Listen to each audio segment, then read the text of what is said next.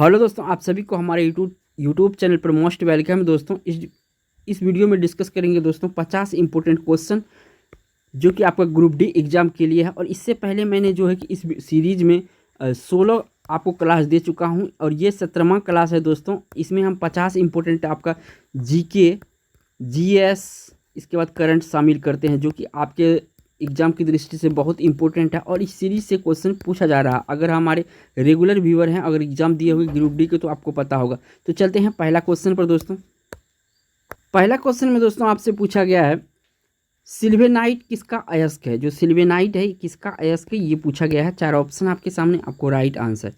तो देखिए, सिल्वेनाइट जो अयस्क है ये सोना का अयस्क है। इस क्वेश्चन का ए ऑप्शन करेक्ट होगा। बढ़ते हैं 2 नंबर क्वेश्चन पर। 2 नंबर क्वेश्चन में पूछा गया है दोस्तों आपसे, काला और बूढ़ा चांद किनकी रचना है। किनकी रचना है, इनकी रचना है, ये पूछा गया किनकी रचना है, आपको बताना है। काला और बूढ़ा चांद, तो दोस्तों ये सुमित्रा नंदन पंत जी का रचना है, यानी इस क्वेश्चन का ए ऑप्शन सही है। बढ़ते हैं 3 नंबर क्वेश्चन पर। इस 3 नंबर क्वेश्चन में पूछा जा रहा है दोस्तों, रविन्द्रनाथ टैगोर का जन्म कब हुआ था। रविन्द्रनाथ टैगोर का जन्म कब हुआ था, ये आपसे पूछा जा रहा है। तो दोस्तों रविन्द्रनाथ टैगोर का जन्म जो हुआ था ये हुआ था 1861 में, यानी इस क्वेश्चन का बी ऑप्शन सही है। बढ़ते हैं 4 नंबर क्वेश्चन पर। 4 नंबर क्वेश्चन में दोस्तों पूछा जा रहा है आपसे, उत्प्लावी बल निर्भर करता है किसके ऊपर। उत्प्लावी बल निर्भर करता है, तो उत्प्लावी बल जो निर्भर करता है विस्थापित तरल के भार के पर निर्भर करता है, यानी डी ऑप्शन इस क्वेश्चन का राइट आंसर है। बढ़ते हैं 5 नंबर क्वेश्चन पर। दोस्तों वीडियो में आगे बढ़ने से पहले मैं आप लोगों को एक छोटा सा इन्फॉर्मेशन देना चाहता हूँ। दोस्तों अगर आप हमारे वीडियो को रेगुलर देखते होंगे तो इस वीडियो के डिस्क्रिप्शन में लिंक होगा। आपका 16 इसमें क्लास दे रखा हूँ 50 इंपॉर्टेंट का। और इसमें अगर आप देखेंगे तो पीछे जो ग्रुप डी का एग्ज़ाम हो रहा है उसमें आपको अच्छे खासे क्वेश्चन आ रहे हैं इस सीरीज़ से। तो इम्पोर्टेंट सीरीज़ है दोस्तों, इसको जाके देखिए आप। और यहाँ पर आपको बहुत सारा फ़ायदा मिलेगा क्योंकि इस सीरीज़ से सेलेक्टेड क्वेश्चन है इस सीरीज़ में। तो बात करते हैं 5 नंबर क्वेश्चन का। 5 नंबर क्वेश्चन में दोस्तों पूछा जा रहा है आपसे, बिहार के किस स्थान पर भारतीय राष्ट्रीय कांग्रेस का 1922 का अधिवेशन हुआ था। जो 1922 में अधिवेशन हुआ था बिहार में कांग्रेस का, ये पूछा जा रहा है कौन सा जगह है। तो दोस्तों ये जगह है आपका गया में हुआ था, यानी इस क्वेश्चन का बी ऑप्शन करेक्ट है। चलते हैं 6 नंबर क्वेश्चन पर। नेक्स्ट क्वेश्चन दोस्तों इसमें पूछा जा रहा है आपसे, पृथ्वी सूर्य से अपनी अधिकतम दूरी पर कब होती है। जो पृथ्वी सूर्य से अपनी अधिकतम दूरी पर कब होती है, तो दोस्तों ये आपका 4 जुलाई को होता है। इस क्वेश्चन का राइट आंसर 4 जुलाई होगा। बढ़ते हैं नेक्स्ट क्वेश्चन पर।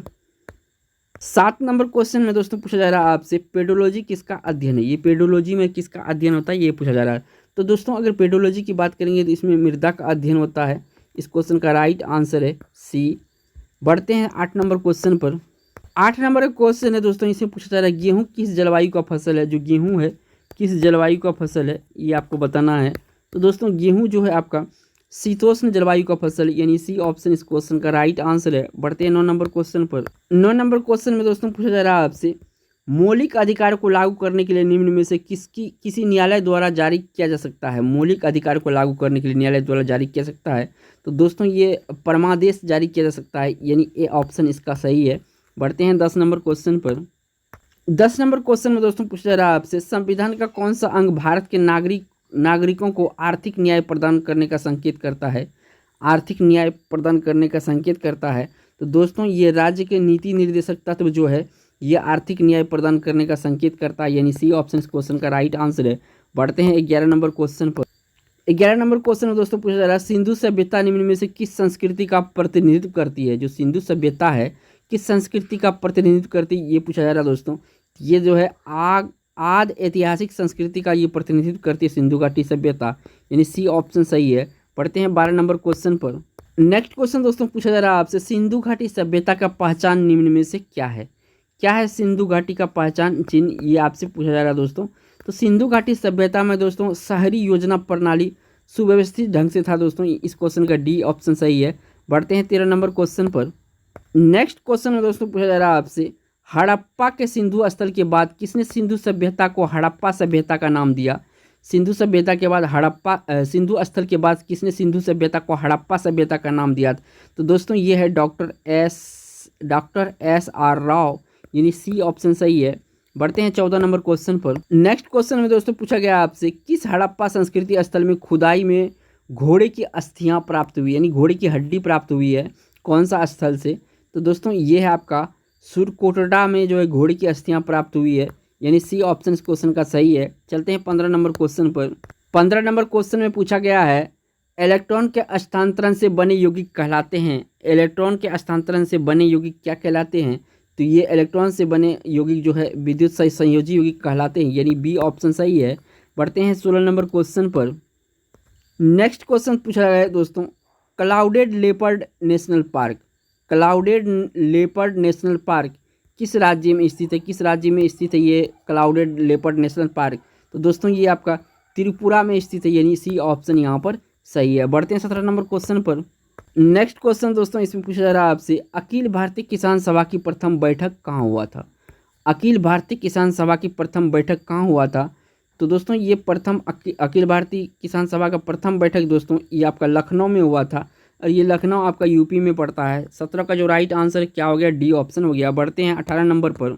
नेक्स्ट क्वेश्चन दोस्तों इंपॉर्टेंट है। 18 नंबर में पूछा रहा है संसद की कार्यवाही सूची में प्रथम विषय होता है। जो संसद की कार्यवाही सूची में प्रथम विषय होता है वो क्या है? तो दोस्तों प्रथम विषय आपका प्रश्नकाल होता है। क्या होता है? प्रश्नकाल। इस क्वेश्चन का ए ऑप्शन सही है। बढ़ते हैं 19 नंबर क्वेश्चन पर। नेक्स्ट क्वेश्चन दोस्तों इसे पूछा गया, बिन फेरे घोड़ा बिगड़ता है और बिन लड़े सिपाही, यह उक्ति किनकी है या युक्ति किनकी है दोस्तों? बिन फेरे घोड़ा बिगड़ता है और बिन लड़े सिपाही, तो दोस्तों ये है, ये जो वचन है ये है चंद्रधर शर्मा गुलेरी का, यानी ये ऑप्शन सही है। बढ़ते हैं 20 नंबर क्वेश्चन पर। नेक्स्ट क्वेश्चन दोस्तों पूछा जा रहा है 20 नंबर में, भारत ने पहला परमाणु परीक्षण कब किया? पहला परमाणु? तो ये दोस्तों किया था 18 मई 1974। याद रखिएगा दोस्तों 18 मई 1974। इंपॉर्टेंट है ये क्वेश्चन, डायरेक्ट हिट किया है ग्रुप डी के एग्जाम में। चलते हैं 21 नंबर क्वेश्चन पर। नेक्स्ट क्वेश्चन दोस्तों पूछा गया है इसमें 21 नंबर में, धन्वंतरी तथा कालिदास निम्न में से किसके दरबार में रहते थे? जो धन्वंतरी तथा कालिदास है दोस्तों किसके दरबार में रहते थे, ये बात पूछा है। तो दोस्तों ये दोनों जो है चंद्रगुप्त द्वितीय के दरबार में रहते थे, धन्वंतरी और कालिदास, यानी बी ऑप्शन सही है। बढ़ते हैं 22 नंबर क्वेश्चन पर। नेक्स्ट क्वेश्चन दोस्तों इसमें पूछा गया है, किस वर्ष जजिया कर पुनः लागू किया गया है? तो जजिया कर पुनः लागू जो किया गया दोस्तों 1679 में, यानी बी ऑप्शन इस क्वेश्चन का राइट आंसर है। बढ़ते हैं 23 नंबर क्वेश्चन पर। नेक्स्ट क्वेश्चन में दोस्तों पूछा गया 23 नंबर में, प्रसिद्ध अभिनेत्री बजंती माला का संबंध किस शास्त्रीय नृत्य से था? प्रसिद्ध अभिनेत्री बजंती माला का संबंध किस शास्त्रीय नृत्य से था? तो दोस्तों ये भारतनाट्यम से संबंधित था बजंती माला। बढ़ते हैं 24 नंबर क्वेश्चन पर। नेक्स्ट क्वेश्चन दोस्तों पूछा गया 24 नंबर में, निम्नलिखित में से कौन सा गैर परंपरागत ऊर्जा स्रोत नहीं है? जो गैर परंपरागत ऊर्जा स्रोत नहीं है ये बताना है। तो परमाणु ऊर्जा इनमें जो है गैर परंपरागत ऊर्जा स्रोत नहीं है, यानी ये ऑप्शन सही है। बढ़ते हैं 25 नंबर क्वेश्चन पर। नेक्स्ट क्वेश्चन दोस्तों पूछा गया है, छिबरो पनबिजली परियोजना किस नदी पर है?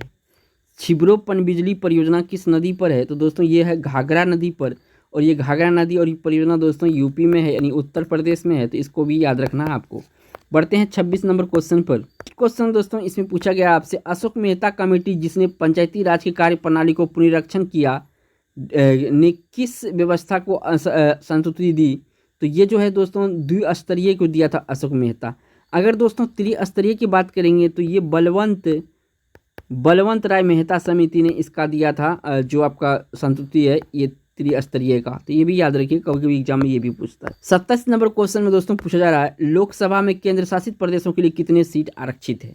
लोकसभा में केंद्र शासित प्रदेश के लिए कितने सीट आरक्षित है? तो यहाँ पे भी 20 सीट आरक्षित है दोस्तों, तो राइट आंसर इसका क्या हो जाएगा? बी ऑप्शन हो जाएगा। बढ़ते हैं 28 नंबर क्वेश्चन। नेक्स्ट क्वेश्चन दोस्तों इसमें पूछा जा रहा है आपसे, व्यक्तिगत स्वतंत्रता के लिए उच्च न्यायालय कौन सा रीट जारी करता है? व्यक्तिगत स्वतंत्रता के लिए उच्च न्यायालय कौन सा रीट जारी करता है, ये बात आपसे पूछा गया है दोस्तों। ठीक है, ये बात पूछा गया। तो इसमें देखिए दोस्तों, इसमें अगर हम राइट आंसर की बात करें तो बंदी प्रत्यक्षीकरण जो है ये व्यक्तिगत स्वतंत्रता के लिए उच्च न्यायालय द्वारा रीट जारी किया जा सकता है, यानी सी ऑप्शन सही है। बढ़ते हैं 29 नंबर में पूछा गया है दोस्तों आपसे, और रिवर सूत्र पुस्तक के लेखक कौन है? जो और रिवर सूत्र पुस्तक है, ये रिवर सूत्र पुस्तक है, इसका लेखक कौन है? ये तो देखिए दोस्तों, रिवर सूत्र पुस्तक के लेखक है गीता मेहता। कौन है? गीता मेहता, यानी सी ऑप्शन सही है। बढ़ते हैं 30 नंबर क्वेश्चन पर। नेक्स्ट क्वेश्चन दोस्तों 30 नंबर में पूछा गया, भारतीय संविधान में विधि द्वारा स्थापित प्रतिक्रिया को संकल्पना किस देश के संविधान से गृहीत है? तो दोस्तों ये जापान के संविधान से संग्रहित है, इसी ऑप्शन सही है। बढ़ते हैं नेक्स्ट क्वेश्चन। 31 नंबर क्वेश्चन में पूछा गया दोस्तों, निम्न में से कौन सा मौद्रिक नीति गुणात्मक उपकरण नहीं है? निम्न में कौन मौद्रिक नीति गुणात्मक उपकरण नहीं है? तो आपका खुले बाजार का जो क्रिया है ये गुणात्मक उपकरण नहीं है। डी ऑप्शन इस क्वेश्चन का राइट आंसर है। बढ़ते हैं 32 नंबर क्वेश्चन पर। नेक्स्ट क्वेश्चन में दोस्तों पूछा जा रहा है आपसे, निम्न में से कौन सा पेट्रोलियम का सबसे बड़ा उत्पादक राज्य है? सबसे बड़ा उत्पादक राज्य इसमें से जो दोस्तों है राजस्थान सबसे बड़ा पेट्रोलियम उत्पादक राज्य है। बढ़ते हैं 33 नंबर क्वेश्चन पर। नेक्स्ट क्वेश्चन दोस्तों इसमें पूछा जा रहा है आपसे, निम्न में से कौन सा राज्य 3 देशों के साथ सीमा रेखा नहीं बनाता है? कौन सा ऐसा राज्य है दोस्तों इसमें 3 देशों के साथ सीमा नहीं बनाता है? तो देखिए अरुणाचल प्रदेश बनाता है, सिक्किम बनाता है, पश्चिम बंगाल बनाता है। आपका मिजोरम जो है दोस्तों ये 3 देश के साथ सीमा नहीं बनाता, यानी इस क्वेश्चन का सी ऑप्शन सही होगा। बढ़ते हैं 34 नंबर क्वेश्चन पर। नेक्स्ट क्वेश्चन दोस्तों इसमें पूछा जा रहा है आपसे, निम्नलिखित में से किस सिख गुरु ने अकाल तख्त की स्थापना की थी? निम्न में से किस सिख गुरु ने अकाल तख्त की स्थापना की थी? तो दोस्तों इसमें जो है आपका गुरु हरगोविंद जो है ये अकाल तख्त की स्थापना की थी, यानी डी ऑप्शन इस क्वेश्चन का राइट आंसर है। बढ़ते हैं 35 नंबर क्वेश्चन पर। नेक्स्ट क्वेश्चन दोस्तों इसमें पूछा जा रहा है आपसे, निम्नलिखित में से किस जीव को सोशल इंसेक्ट नहीं कहा जाता है? तो मधुमक्खी सोशल इंसेक्ट है, टर्माइट भी सोशल इंसेक्ट है, चींटी भी सोशल इंडेक्स है। तो ये आपका झिंगुर जो है दोस्तों ये सोशल इंसेक्ट नहीं है, यानी यहाँ पे बी ऑप्शन सही होगा। बढ़ते हैं 36 नंबर क्वेश्चन पर। नेक्स्ट क्वेश्चन दोस्तों इसमें पूछा गया, आलू के चिप्स को बासी होने से रोकने के लिए चिप्स के लिफाफे को किस गैस में भरा जाता है? चिप्स का जो खराब ना हो या ख़राब ना हो इसको किस गैस से भरा जाता है आलू के चिप्स? तो इसमें दोस्तों नाइट्रोजन गैस भरा जाता है। कौन सा गैस भरा जाता है? नाइट्रोजन, सी ऑप्शन सही है। बढ़ते हैं 37 नंबर क्वेश्चन पर। नेक्स्ट क्वेश्चन दोस्तों इसमें पूछा जा रहा है आपसे, मूल अधिकारों को परिवर्तित करने का शक्ति किसे प्राप्त है? मूल अधिकारों को परिवर्तित करने का शक्ति तो दोस्तों उच्चतम व उच्च न्यायालय को प्राप्त है, यानी डी ऑप्शन इस क्वेश्चन का राइट आंसर है। बढ़ते हैं 38 नंबर क्वेश्चन पर। नेक्स्ट क्वेश्चन दोस्तों इसमें पूछा गया आपसे, निम्नलिखित में से कौन अपने को ईश्वर का अभिशाप कहता था? ये इनमें से कौन शासक है? तो दोस्तों इसमें जो आपका चंगेज खां है ये ईश्वर का अभिशाप कहता था अपने आप को, यानी इस क्वेश्चन का ए ऑप्शन सही है। बढ़ते हैं 39 नंबर क्वेश्चन पर। नेक्स्ट क्वेश्चन दोस्तों इसमें पूछा गया आपसे, निम्नलिखित में से किसे कुरान ख्वां या कुरान का पाठ करने वाला भी कहा जाता था? तो कुरान का पाठ करने वाला किसको कहा जाता था? तो दोस्तों एक कुतुबुद्दीन ऐबक को कहा जाता था, यानी इस क्वेश्चन का ए ऑप्शन सही है। बढ़ते हैं 40 नंबर क्वेश्चन पर। नेक्स्ट क्वेश्चन दोस्तों इसमें पूछा जा रहा है आपसे, सिक्कों पर खलीफा का नायाब खुदाने वाला भारत का प्रथम सुल्तान कौन था? तो दोस्तों इसमें प्रथम सुल्तान आपको बताना है कि कौन सा प्रथम सुल्तान था। तो दोस्तों इसमें अगर हम सुल्तान की बात करेंगे तो ये जो प्रथम सुल्तान था ये फिरोज शाह तुगलक जो है सिक्के पर नायाब खुदवाने वाला था, यानी सी ऑप्शन इस क्वेश्चन का राइट आंसर है। बढ़ते हैं 41 नंबर क्वेश्चन पर। नेक्स्ट 41 नंबर में पूछा गया दोस्तों आपसे, अरब सागर का पानी का औसत खारापन क्या है? कितना पीपीटी है औसत खारापन आपका अरब सागर का? तो ये 35 पीपीटी है, तो इस क्वेश्चन का राइट आंसर दोस्तों ए ऑप्शन होगा। बढ़ते हैं 42 नंबर क्वेश्चन पर। नेक्स्ट क्वेश्चन दोस्तों पूछा गया 42 नंबर में, गैल्वेनाइज्ड लोहा क्या होता है? जो गैल्वेनाइज्ड लोहा होता है ये क्या होता है दोस्तों? तो ये आपका जिंक लेपित लोहा होता है, यानी बी ऑप्शन इस क्वेश्चन का राइट है। जिंक लेपित लोहा को गैल्वेनाइज्ड लोहा कहते हैं। बढ़ते हैं 43 नंबर क्वेश्चन पर। नेक्स्ट क्वेश्चन दोस्तों इसमें पूछा गया आपसे, वॉशिंग मशीन किस सिद्धांत पर कार्य करता है? जो वॉशिंग मशीन है दोस्तों किस सिद्धांत पर काम करता है? तो अपकेंद्रण पर काम करता है, अपकेंद्रण सिद्धांत पे काम करता है। इस क्वेश्चन का सी ऑप्शन सही है। बढ़ते हैं 44 नंबर क्वेश्चन पर दोस्तों। नेक्स्ट क्वेश्चन दोस्तों इसमें पूछा जा रहा है आपसे, वृक्ष के छालों पर उगने वाला कवक क्या कहलाते हैं? तो देखिए दोस्तों इसको राइट आंसर देना है आपको, वृक्ष के छालों पर उगने वाला कवक क्या कहलाते हैं? तो ये कहलाते हैं दोस्तों आपका कोर्टिकोलक्स। वृक्ष के छालों पर उगने वाला कवक कोर्टिकोलक्स कहलाता है, यानी बी ऑप्शन सही है। बढ़ते हैं 45 नंबर क्वेश्चन पर दोस्तों। नेक्स्ट क्वेश्चन दोस्तों इसमें पूछा जा रहा है आपसे, पवन की गति किस यंत्र से मापी जाती है? जो पवन की गति है किस यंत्र से मापी जाती है? तो एनीमोमीटर से पवन की गति मापी जाती है। सी ऑप्शन इस क्वेश्चन का राइट आंसर है। बढ़ते हैं 46 नंबर क्वेश्चन पर। नेक्स्ट क्वेश्चन दोस्तों 46 नंबर का है, भारत में प्रथम डाक टिकट कब जारी किया गया था? जो भारत में प्रथम डाक टिकट है ये कब जारी किया गया था ये पूछा गया दोस्तों। तो ये किया गया था 1854 ईस्वी में। कब किया गया था? 1854 ईस्वी में। बढ़ते हैं 47 नंबर क्वेश्चन पर। नेक्स्ट क्वेश्चन 47 नंबर में पूछा गया दोस्तों, इस्पात के गोले में पदार्थ की मात्रा उसका क्या होता है? तो उसका द्रव्यमान होता है। क्या होता है? उसका द्रव्यमान होता है। बढ़ते हैं 48 नंबर क्वेश्चन। 48 नंबर क्वेश्चन में दोस्तों पूछा गया, आणविक संगठन के द्वारा ऊष्मा का संप्रेषण क्या कहलाता है? तो ये संवहन कहलाता है। क्या कहलाता है? संवहन। आणविक संगठन के द्वारा ऊष्मा का संप्रेषण संवहन कहलाता है। बढ़ते हैं next question 49 number. Next question दोस्तों इसमें पूछा गया स्टेथोस्कोप ध्वनि की किस सिद्धांत पर कार्य करता है? तो ध्वनि के जो ये स्टेथोस्कोप है प्रवर्तन सिद्धांत पे काम करता है, यानी ये ऑप्शन सही है। और इस वीडियो का लास्ट क्वेश्चन जो कि 50 नंबर का है। नेक्स्ट क्वेश्चन दोस्तों इसमें पूछा जा रहा है आपसे प्रकाश की गति किसके बीच जाते हुए न्यूनतम होती है?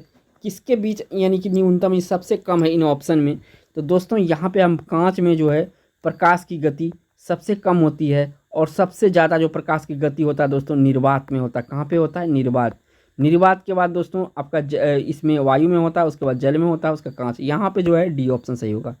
दोस्तों अगर आप हमारे चैनल पे पहली बार विजिट किए हैं तो चैनल को सब्सक्राइब करके बेल आइकन प्रेस कर लीजिए। दोस्तों अगर आप ग्रुप डी के एग्ज़ाम तैयारी करते हैं, ग्रुप डी एग्ज़ाम देने वाले हैं, तो आपको यहाँ पे बहुत सारा बेनिफिट मिलेगा। थैंक्स फॉर वॉचिंग दोस्तों।